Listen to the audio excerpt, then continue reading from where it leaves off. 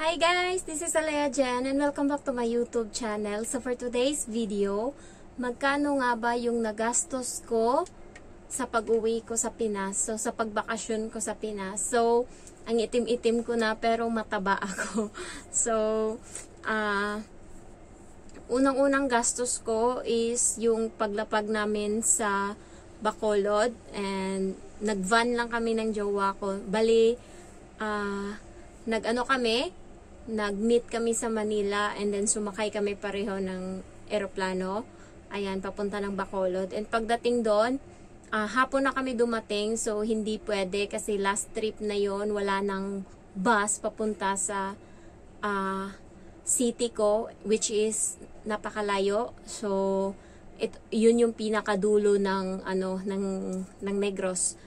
Kami yung pinakadulo sa lahat. Tapos Oriental na yung sunod. So nagpalipas kami ng gabi sa Bacolod, nag-book kami ng hotel, and then nung gabi is nagpunta kami ng mall. And ang unang-unang cravings ko talaga is mang inasal. Yun talaga yung gusto kong kainin. So yun agad yung in-order namin, kahit gaano pa kamamahalin yung ibang pagkain dyan. Yung mang inasal talaga yung sinecure ko. Tapos yun, bumili kami sa Watsons ng vitamin ko kasi nung time na yon nahihilo ako. Dito pa lang, nakakaramdam na ako na kapag yumuyo ko ako, para ako matutumba, nahihilo ako. So, sabi ko kulang ata ako sa dugo. So, bumili ako ng isang karton ng iron multivitamins, ganun. Tapos, bumili kami ng pasalubong, yung sa bongbong, and then kettle corn, yung popcorn. Tapos nag-withdraw kami, and siguro guys, lahat-lahat ng nagastos ko is nasa 100,000. 100,000 kasi nga ako lahat, so sobra 100,000. Ayan, pero kasama na doon yung yung pagpapagawa sa bahay. So wala naman ako masyadong gastos nung lumalabas kami, kasi yung boyfriend ko yung gumagastos. And sabi niya nga sa akin, tipid daw yung Pinas. Ayan, sabi niya mas malaki pa daw yung gastos niya dito sa Hong Kong, na lang siya, parang 7 days siya dito sa Hong Kong, compare sa Pinas na 14 days siya, pero magastos pa daw yung Hong Kong. So yun, pagka umaga, naglakad lang kami mula sa apartment or sa hotel na chinik-in na namin. Naglakad lang kami papunta sa bus station, sa terminal ng bus, and then yun, sumakay kami papunta na ng Kandunay. Dumaan ako sa bundok kasi yung bus na yun, dalawang way, merong sa isang side and na parang city yung dadaanan mo, lahat ng city, and yung isa bundok kadadaan. Yung pinili ko is yung sa bundok kasi yung bus na yon, direct siyang na pagbaba mo, bahay na kaagad namin, tindahan na kaagad yung makikita mo.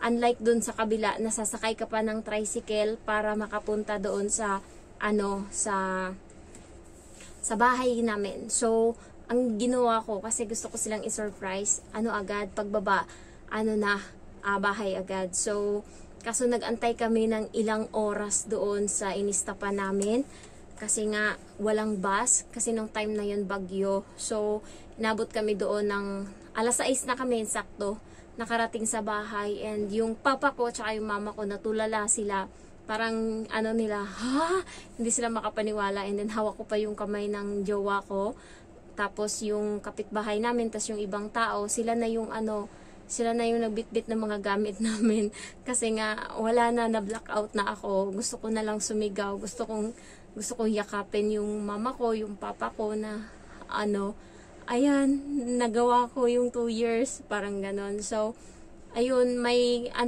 bisita kami nung time na yon kasi nga pinapagawa ko yung bahay. So yung panday is pumunta sa bahay. So kasi kinabukasan duty na sila, linggo ako dumating. Ayun,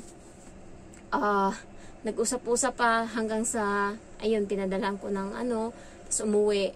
Ayan, tapos kumain kami kasi marami akong pinabili. So total ng nagastos namin is nasa sobra 100,000.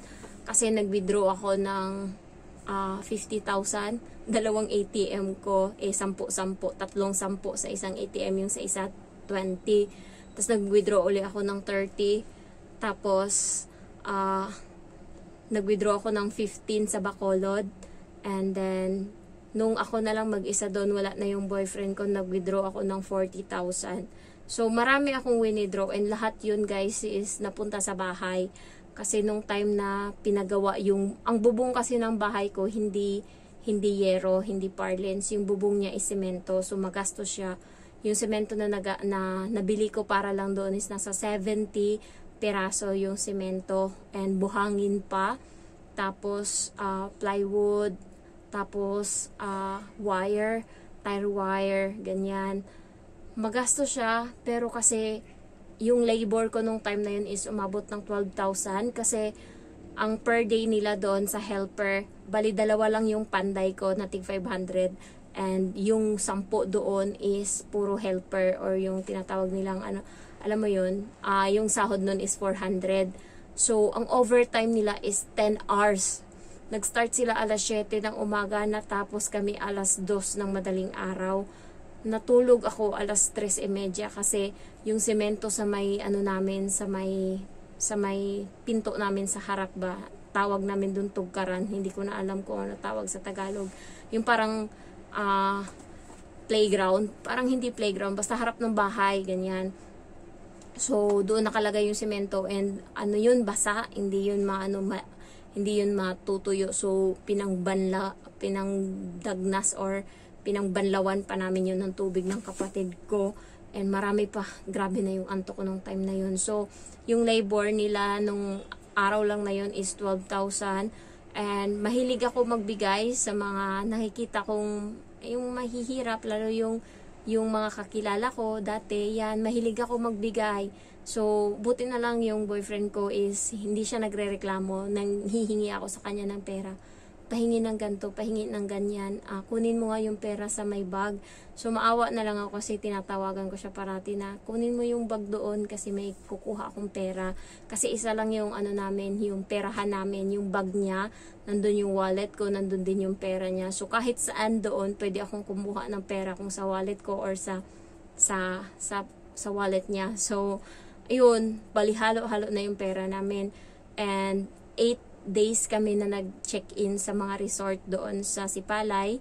So yung unang araw namin is doon lang malapit sa amin, and 1,000 per night. Grabe ang pangit ng hotel ng Sipalay, or yung mga stay-in nila na 1,000 pero ang pangit. Ayan, tapos sumunod is nagpunta kami sa city mismo, doon kami nag-check-in. Ang problema lang, okay naman siya, dalawa yung kama sa loob. Ayan, tapos ang problema lang, walang heater. Yung okay na sila sa tabo tsaka balde yung nandun, and syempre yung boyfriend ko hindi sanay sa ganun, wala ding tissue. Ayan, so yun lang yung mahirap sa tapos nung nandun na kami, nag-check-in kami sa may Perth Paradise, 3,000 naman yun ang isang gabi, isang araw. So may heater so far. Ayan, kaso nga lang may mga ants, may mga langgam yung gilid ng CR. Hindi ko lang alam kung bakit. So, pero maganda siya, malamig yung aircon. Dalawa din yung higaan. So, next is magre-rate tayo. Sumunod kami is doon sa Langob or Sugar Beach Resort. Doon kami nagpunta sa parang bahay na, ayan, ganyan. So, amoy dagat, amoy maalat yung loob. Tapos yung aircon hindi ganun kalakas. Ayan, kaya lumipat kami doon sa Takatuka Beach Resort. So far, yun yung pinakamaganda sa resort na napuntahan namin. Siya, 4,000 per night. So kami doon, nag-book kami ng 1 night. Kasi hindi kami dapat magbo-book doon. Kasi yung kaibigan ko nagtatrabaho sa kalapit na beach resort lang. Bakod lang yung pero nung umaga na yun, doon kami napakain kasi sila lang yung medyo may bukas na ba, yung open na yung resto nila, yung parang ready na sila. So nagtanong kami kung pwedeng kumain, pwede naman daw. So nag-order kami hanggang sa sinabi nila na dito na lang kayo mag-check-in kasi nakita ko may swimming pool sila, And nung time na yun, bawal kaming maligo sa dagat kasi ang lakas ng alon. Bagyo pa kasi, kakatapos lang ng bagyo. So, hindi pwedeng maligo sa dagat. So, pool lang talaga yung choice. Yun, kaya doon kami nag-book 4,000. Pero grabe, ang ganda. So far sa lahat ng wala akong makomment. Maganda siya, may balcony kami. Tapos malaki yung kama. May heater yung shower. Tapos, may tissue. Yeah, malinis, as in. And then, next is, last namin na book is doon uli sa una. Pangit. Ayan, grabe, hindi kami nakaligo kasi nga pula yung tubig. So, sa Sipalay, kung magbakasyon man kayo doon, ang recommend ko talaga na resort is Takatuka, Perth Paradise. So far, okay sila. Yan yung dalawa na medyo okay sa Yun na yung pinakamahal daw, yung Takatuka Beach Resort. So, sa Sugar Beach yun, sa Langob. So, ang nagastos namin sa pagkain, ang mura ng baboy sa Sipalay, 260 ang kilo. Kapag yung mga tao na yung nagpapa-booking sila mismo ng katay ng baboy nila. So 260 yung kilo. Kapag doon ka sa palengke, 280 yung kilo to 300. So yung isda is 300 ang kilo. So kung iisipin mo, doon ka na sa baboy.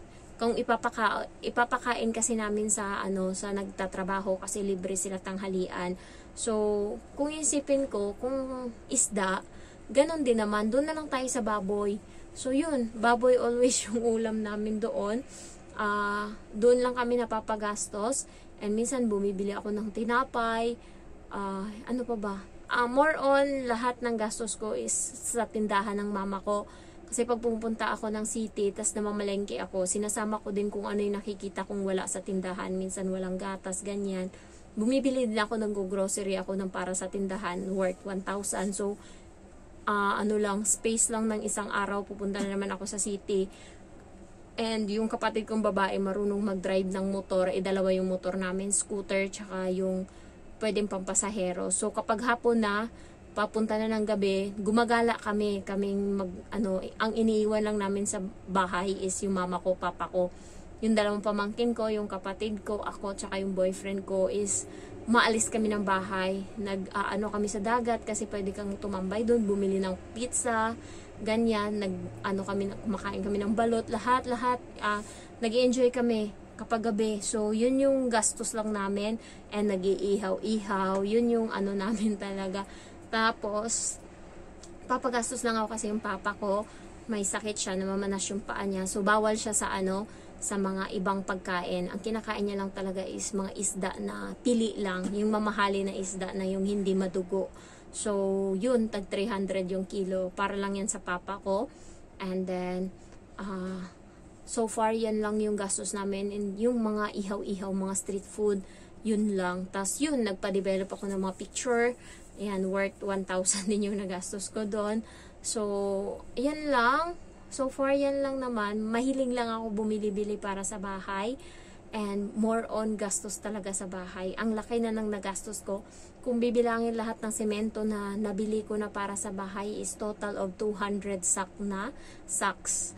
Ayan. And then, ang buhangin. Buti yung supplier ko ng buhangin ngayon is mura yung bigay niya and quality yung buhangin niya. Kaya, hindi ako masyado. Pero kapag ginawa to, tapos yung mama ko yung nagtatrabaho katulad nung nakaraan taon, siya yung nagpagawa ng bahay, tas wala kaming supplier ng buhangin. Siguro maabot na ng 25,000 yung gastos namin sa buhangin. Pero ngayon nasa pa lang, siguro mga nasa 7,000 lang yung gastos namin sa buhangin, lahat-lahat. And then, magastos siya sa bakal, tire wire, yan. Tapos sa pagkain nila, sahod nila, yan. Doon lang talaga ako biglang, grabe, isang gabi, 12,000 yung nabayaran ko sa kanila sa sahod nila. So, yun lang, magastos siya kapag nagpapagawa ka ng bahay pag umuwi ka. Pero pag hindi magastos sa amin sa probinsya. Kasi mura lang yung mga pagkain, ganyan. Makakabili ka lang ng magkano, yan. So, sabi nga ng boyfriend ko, mahal pa daw yung bakasyon niya dito sa Hong Kong kaysa sa bakasyon niya sa Pinas. Ang lang dun is mahilig ako magbigay-bigay. So, yun lang, binibless naman kasi ako, yun lang yung ano ko. And medyo naggaan na yung pakiramdam ko ngayon kasi kakabayad ko lang sa kapatid ko ng 20,000.